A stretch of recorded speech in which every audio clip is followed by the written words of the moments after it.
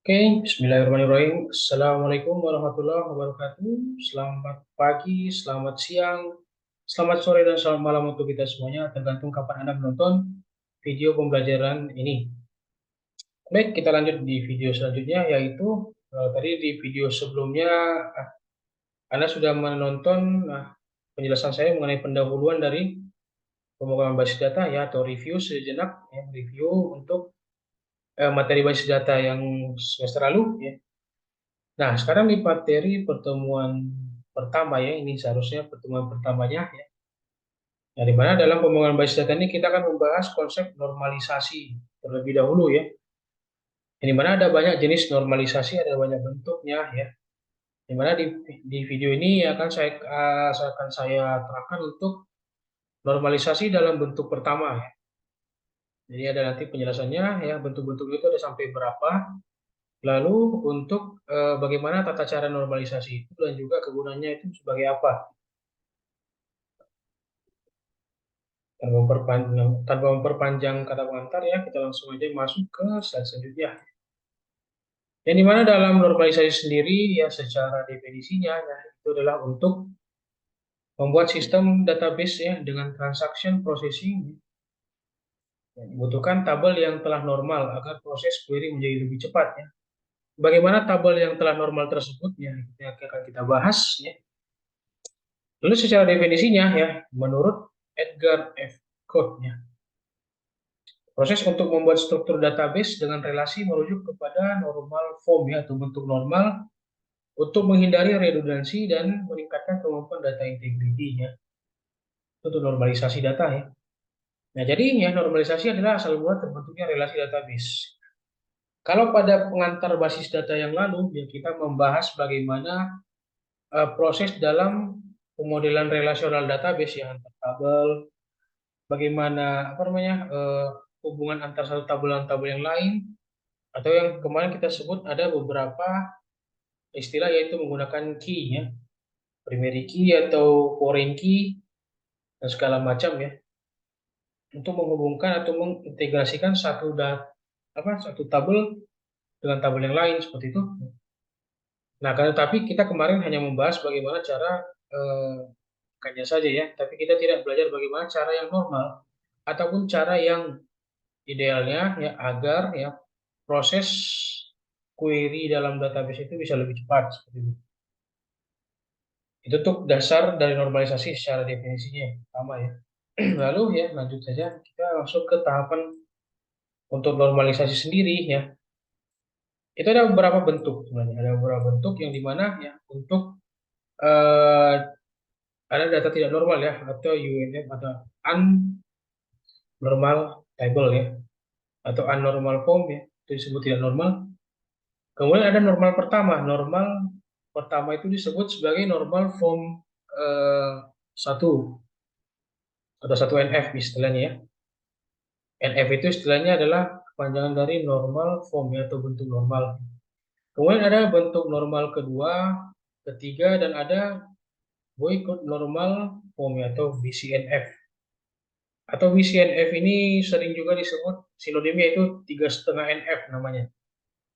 Jadi kalau anda semua nanti mungkin mencari literatur-literatur ya dimanapun, sebenarnya normalisasi itu ada lagi lanjutannya ya, normalisasi bentuk keempat, kelima, dan enam, dan seterusnya ya. Tapi sebenarnya secara apa namanya, secara apa namanya, penerapannya ya, untuk bernormal ketiga ya itu sudah cukup. Ya.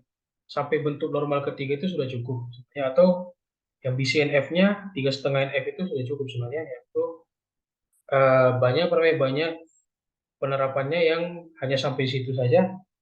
Itu sudah cukup untuk menormalkan tabel dalam database. Nah, jadi yang kita bahas di sini sampai sampai yang boycott normal form ya, atau 3,5 NF itu.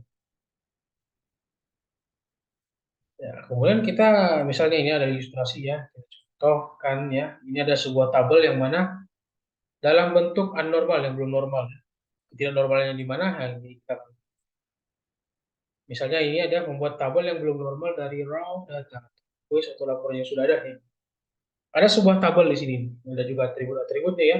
Ada atribut nomor, nama, tanggal, item, total, dan petugasnya siapa ya. Berarti ini katakanlah ini seperti apa namanya? Seperti koperasi gitu ya. Nah, yang di mana ya masing-masing untuk ini raw data atau apa namanya? Istilahnya baris datanya ya. Nah, di sini record datanya ada 3 ya. Dengan nomornya berbeda-beda nomor, kemudian namanya juga berbentuk apa namanya? Berbentuk huruf ya atau karakter atau string ya. Lalu tanggalnya di sini bentuknya beragam ya. Ini ada yang 2 Desember 2019, ada yang dia formatnya tahun, bulan, hari, ada yang dia formatnya tahun, bulan, hari tanpa ada pemisah gitu. Kemudian itemnya juga di sini ditulis dia di apa namanya secara apa ya? Secara string ini ya. Pensil, buku, pensil, koma, buku, tulis, ya. Penggaris, koma, pulpen, koma, pilot, koma, nah, segala macam lah. Yang jelas eh, item ini ya sebenarnya dari kalau kita lihat ya satu record ini itemnya itu ada lebih dari satu ya sebenarnya. Nah kemudian untuk totalnya juga ya diperhatiin coba perhatikan totalnya ya. Di sini untuk record pertama ya totalnya itu 15.000 pakai simbol RP gitu. Nah record kedua 20.000, record ketiga 12.000. Tentu ini kan datanya nggak seragam ya. Nah kemudian petugasnya juga di sini ya berbasis masih berbasis string nih. Nah, ya, kesimpulannya adalah dan ini adalah tabel yang belum normal. Kenapa belum normal? Coba perhatikan ya, di tanggal sendiri. Nah, yang kita sudah pelajari di database, ya, database dasar kemarin yang pengantar database adalah atribut dalam apa namanya? Data dalam record data dalam atribut tentunya seragam kan? Karena kenapa? Dalam atribut sendiri kan itu punya tipe data, yang format. Kalau satu record bentuknya seperti ini, maka record-record yang lain pun bentuknya seperti itu. Nah, kita lihat coba yang tanggal ya, tanggal bagian tanggal. Itu kan bermacam-macam ya bentuknya ya. Itu bentuknya tidak sama ya, semua itu formatnya. Ada yang hari, bulan, tahun, terus ada yang tahun, bulan, hari, terus ada lagi tahun, bulan, hari tapi tanpa ada pemisah gitu ya. Nah ini disebut tidak normal. Keadaan yang tidak normal karena kenapa ya? Dari yang sudah kita lalui ya, 1 semester yang lalu ya Anda semuanya sudah melihat bahwa satu atribut tipe datanya satu, maka seluruh recordnya seragam seperti itu ya. Nah, kemudian kita lihat lagi sebelahnya yaitu item ya. Item di sini pensil, buku tulis ya. Ini kan tidak mungkin ditulis dalam satu record gitu ya. Artinya di sini ada namanya satu apa namanya? Nih kemarin kardinalitas ya yang kita bahas yaitu ada one to many, many to one, dan lain sebagainya seperti itu. Artinya satu orang bisa nggak dia beli ataupun dia punya item lebih dari satu seperti itu. Memiliki atau membeli satu atau lebih dari satu item gitu ya. Nah, sementara kalau model yang seperti ini, record ini kan tidak ada kaidahnya ya, kardinalitasnya kan tidak ada kaidahnya seperti itu. Maka dia dalam bentuk masih belum normal gitu, karena tidak seragam dan juga tidak logis ya untuk dikatakan sebagai database yang berrelasi gitu ya. Nah, kemudian kita lihat lagi di total ya. Totalnya itu ya juga ada yang 15.000 pakai RP. Terus kemudian record-record selanjutnya tidak menggunakan RP lagi ya. Jadi kan ini data tidak konsisten seperti itu. Makanya disebut dia data yang belum normal atau abnormal table gitu. Nah, itulah akan kita lakukan dalam normalisasinya. Bagaimana supaya tabel yang tadi ya itu jadi normal gitu. Dan yang seharusnya. Nah, di sini ada perlu diingat ya, tujuan normalisasi adalah berhubungan dengan 7 database Morpheus. Ya. Artinya 7 tujuan tujuh tujuan database yang di pendahuluan yang sudah kita paparkan, yaitu pada poin redundansi dan data integrity. Seperti itu. Dia harus memenuhi tujuan itu supaya nyatakan sebagai database yang normal. Nah, dari tabel yang sebelumnya ya, slide sebelumnya, apakah itu sudah normal? Tentu kan belum ya, karena kenapa? Tanggalnya tidak konsisten, itemnya juga tidak konsisten, dan totalnya juga tidak konsisten. Tidak seragam seperti itu. Ya. Tidak ada kaidah kardinalitasnya. Maka itulah akan diselesaikan dengan normalisasi. Jangan dinormalkan. Ini akan kita bahas. Nah, jadi di dalam apa ya? Eh, di dalam normalisasi ya, normalisasi untuk apa namanya? Untuk normalisasi yang pertama ya. Ini ya ada salah di teksnya ini ya. Ini kita akan selesaikan. Nah, jadi dalam normalisasi tahap pertama ya, bentuk pertama atau satu NF ya, itu disebut dengan istilah remove multi-value attribute ya. Dia menghapus atribut yang apa namanya? eh multi-value ya, artinya yang banyak apa namanya? Banyak nilainya ya dalam satu satu row katakanlah. Syaratnya ada beberapa yaitu pertama setiap kolom atau atribut bernilai satu. Kemudian setiap kolom atau atribut memiliki tipe data yang sama. Itu yang untuk menjaga konsistensinya. Kemudian setiap kolom atau atribut memiliki nama yang unik. Lalu tidak ada tuple atau baris yang identik dan setiap tuple atau baris data atau record bisa dilakukan order. Nah, order sudah tahu ya. Kondisi order itu untuk apa? Nah, ini harus dihafalkan untuk diimplementasikan. Nah, kita masuk contohnya ya. Ini. Nah, dalam mengubah tabel ke dalam satu NF ya, normal form 1. Tadi sudah kita tandai bahwa ya apa yang bisa Anda simpulkan dari bagian yang diberi tanda di bawah ini. Di tabel unnormal form tadi itu ada beberapa atribut yang tidak konsisten. Bentuknya tidak seragam, yes. Tidak dengan tipe data yang jelas seperti itu. Nah, untuk mengubahnya ya, ini kan sudah kita tandai ya, tanggalnya, itemnya, totalnya sudah kita tandai. Selanjutnya ya, misalnya kita ke tanggal dulu, atribut tanggal.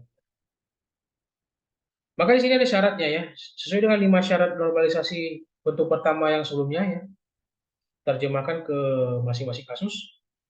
Untuk membuat tabel dengan satu NF, kita harus menyamakan tipe data dan isi data pada kolom tanggal. Karena tanggalnya tadi kan tidak konsisten ya.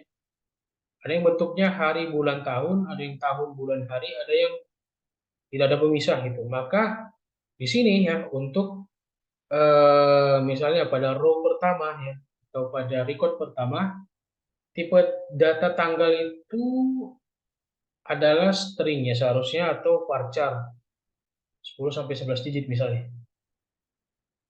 Kemudian ya pada row kedua tipe datanya adalah date. Nah, kemudian pada row ketiga tipe data berupa varchar 8 digit. Itu yang analis inilah identifikasinya ya dari 3 record itu. Kita harus samakan dulu semuanya ya, semua tipe datanya ya. Untuk cara menyamakan tipe data udah tahu semua ya. Tidak perlu lagi saya sebutkan bagaimana caranya.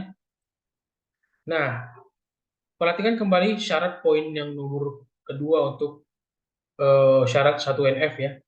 Yang dimana setiap kolom harus memiliki tipe data yang sama.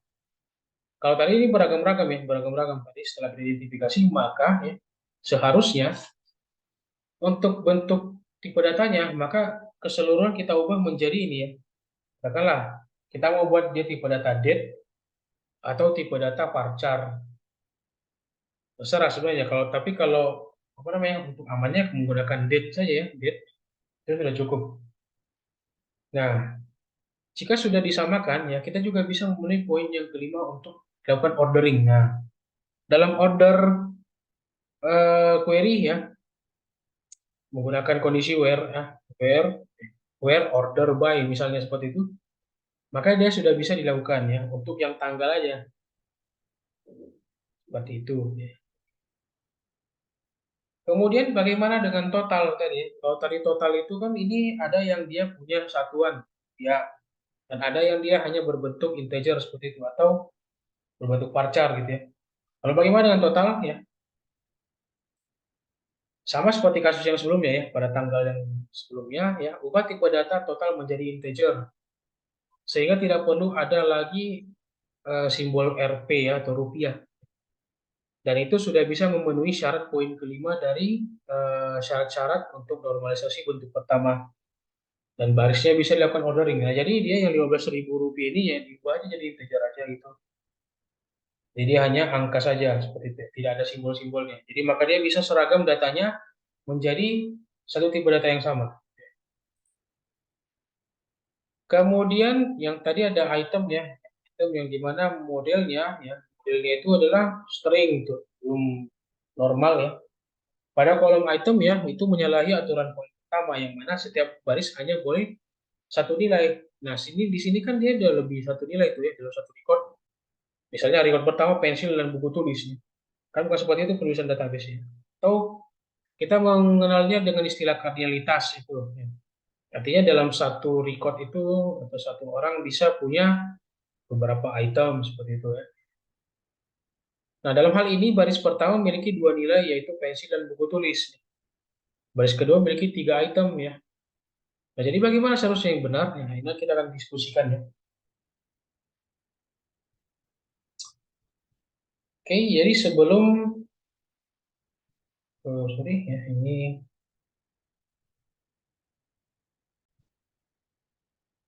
oke ya di sini kita lihat kondisinya ya untuk eh, normalisasi tadi ya.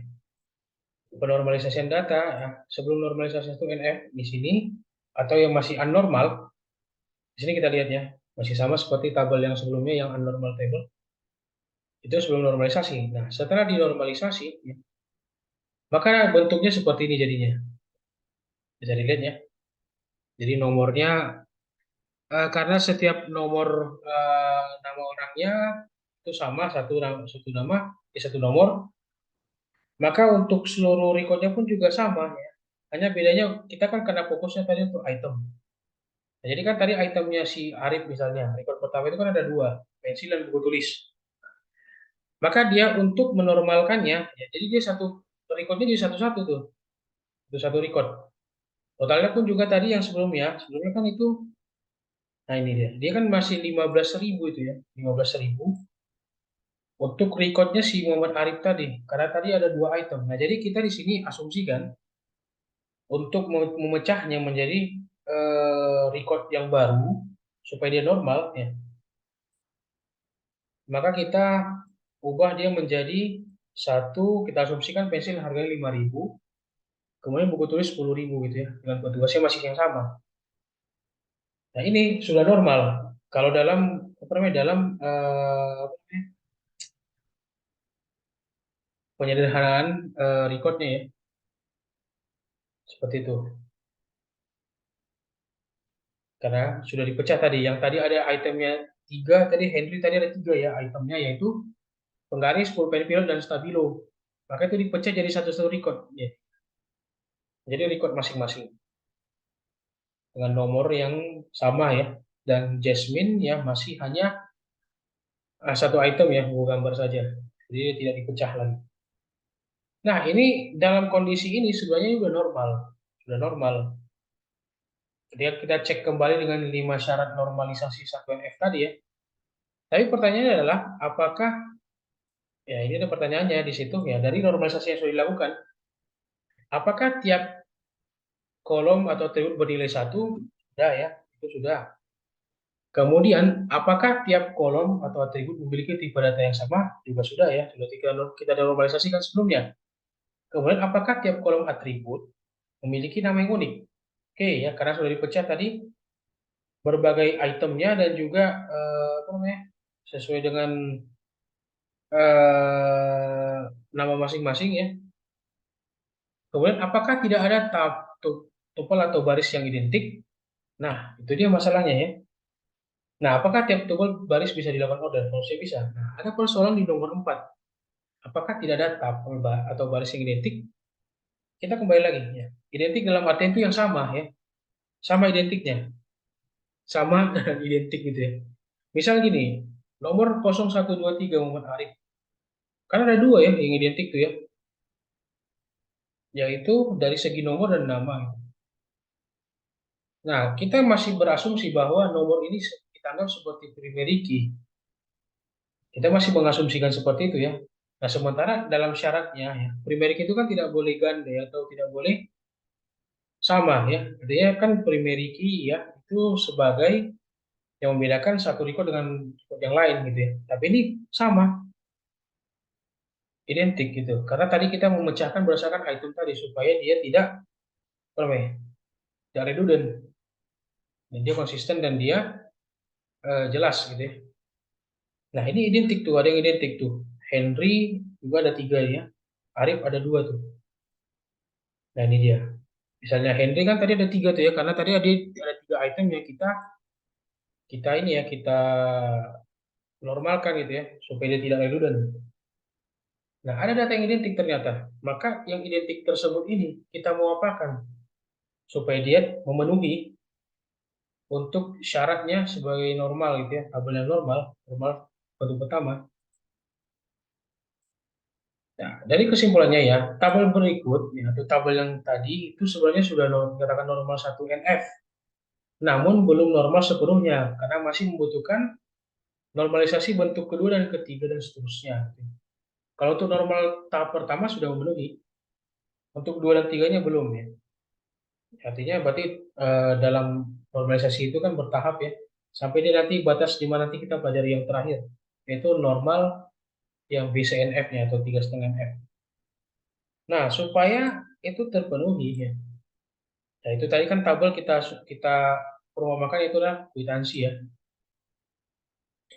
Jika nomor kwitansi banyak yang sama, bagaimana menentukan kata kunci untuk menyeleksi data pada halaman sebelumnya ya? Halaman sebelumnya tadi kan itu ada banyak, ada beberapa data yang identik ya. Datanya si Henry, datanya si Arif itu ada yang diberi satu. Gitu. Maka caranya adalah dengan menambahkan primary key ya. Nah, ini di sini saya.